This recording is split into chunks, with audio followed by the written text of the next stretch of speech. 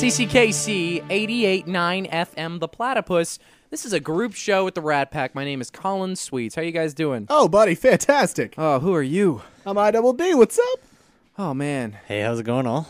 Hey, Rev. How you doing? Oh, not too bad. Reverend Tiny Dancer rocking it out. So glad to be back. Indeed. Fantastical. I was actually talking about the promo, but the promo is good, too. With It always puts a smile on your face. It really does. Kind of also That's what she said. Yeah, also the tune is really beautiful, too. Yeah. I like that you just dismissed that, I expecting had no it entirely. interest in talking at all about whatever you were going to say. I'm sorry. It's not your fault. It's just the fault of your words.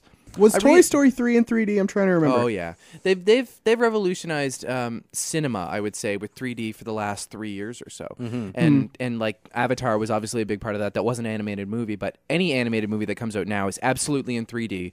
Plus, a bunch of live action movies are as well, and I'm okay with that. I'm a little irritated by the glasses. But like, in what sense? I wear glasses in the real world, right, so I don't like to have to put glasses over my other glasses. But It's interesting when you can't see without your glasses and you don't wear contacts, because then you wear two pairs of glasses and you look ridiculous. you look ridiculous. At least you're sitting in the dark.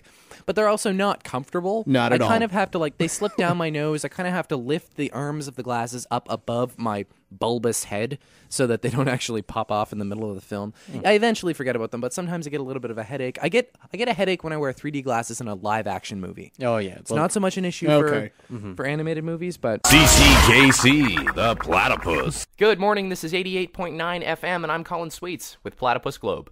Halifax's acting chief administrative officer, Wayne Anstey, was forced to step down today due to his affiliation with the scandal involving secret payments to concert promoters.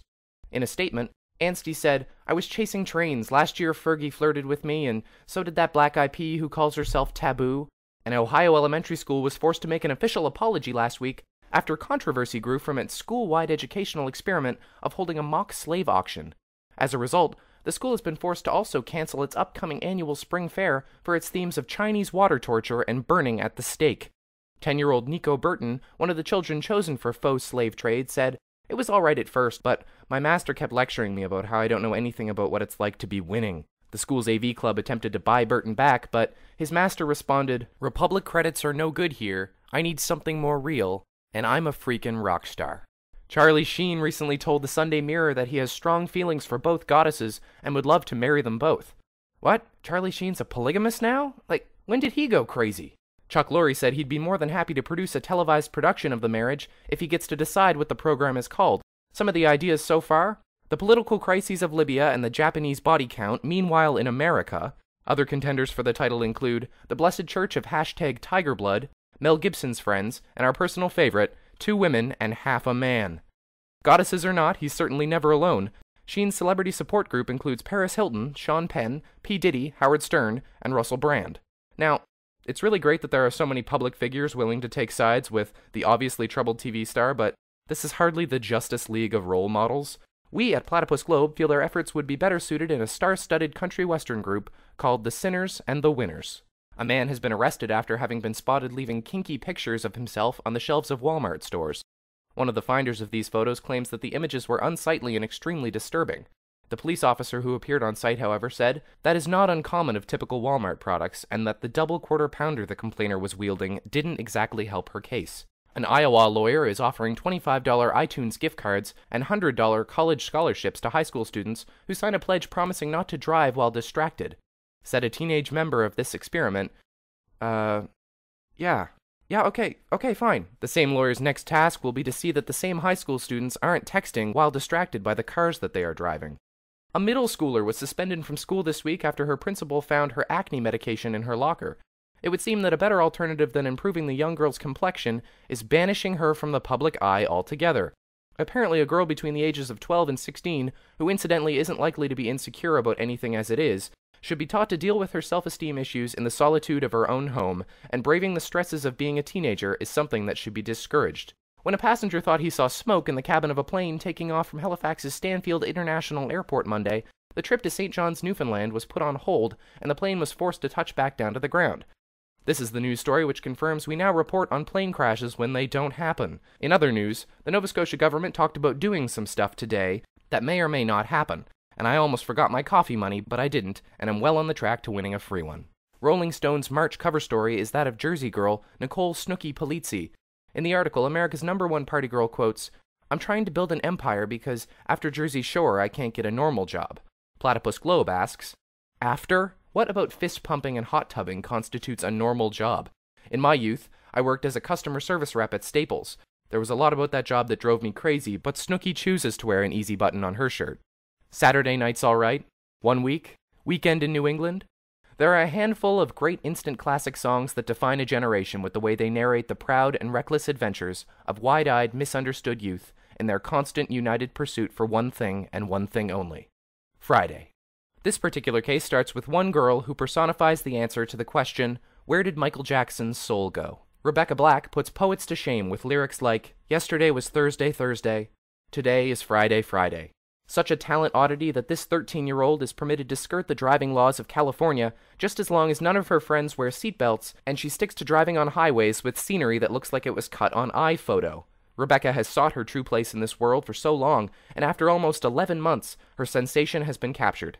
With music video production quality that reminds me why I chose to major in radio, and a song that makes me completely forget again, she is sure to reach a high potential of true American stardom, which is to say a classy reality show on VH1.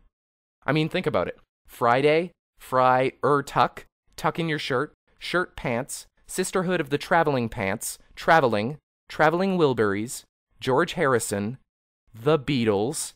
The evidence is all there, and I couldn't be more excited for her. So today, Platypus Globe launches a campaign, and with the help of Rebecca Black's many fans, or as I call us, blackheads, we're going to cast a Bieber-sized shadow over every pop superstar before her and put Rebecca Black in the Rock and Roll Hall of Fame. We will all take Chrysler Sebrings, an obscure rapper who kind of looks like several different famous people will show up, and we all will indeed get down on Friday.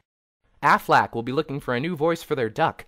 After a series of insensitive tweets by Aflac Duck's Gilbert Gottfried last week, the company has fired him. And his career was going so well. Nova Scotia may face a $90 million bill for the conversion of streetlights to all LED. Get with the times, Scotia. How about everybody just pays that extra $4 and we all go for 3D streetlights? Survivor innovator and Celebrity Apprentice contestant Richard Hatch is headed back to the Slammer. What for this time? The same tax crap that puts him there every other time. The man needs somebody to sit down with him and take the money that isn't his, rather than letting him go on more reality shows hoping to win more money he can steal. It's almost like he likes being in jail. He's literally choosing to go back. Why would a domineering and manipulative gay man want to do that? To avoid the crowds, the first-year radio and TV arts students at the NSCC decided to hit the bars in celebration of St. Patrick's Day a night early this year. Unfortunately, this resulted in 3 different cab drivers asking me to riddle them this, and the issue of "Kiss Me, I'm Irish" being just ordinary sexual harassment. And draped beneath our carefree laughter, real life affects real people. To make a $10 donation to relief efforts in Japan, text Red Cross to 90999. Thank you. For Platypus Globe, I'm Colin Sweets. Have a great weekend.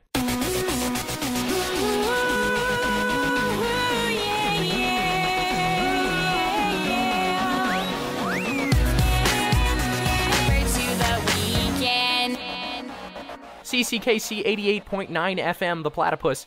That's something you won't hear again. I'm the sweet talker Colin Sweets, and I'm living for Friday. That one's available on iTunes and everywhere else for a legal download. I'll make it up to you, I promise. CCKC The Platypus. Listening to The Platypus. My name's Colin Sweets, and we're having a low-key afternoon. It's 2:06 in the afternoon, and I'm feeling pretty good because I'm roughly $130 richer than I thought I was, so that's absolutely terrific. 88.9 CCKC, The Platypus. I'm Colin Sweets for Sweet Talk, and the month is March. We are in the final quarter of the school year, so it's really exciting. Everybody's really kind of feeling the summer, and I think today is a good indicator of that. CCKC The Platypus.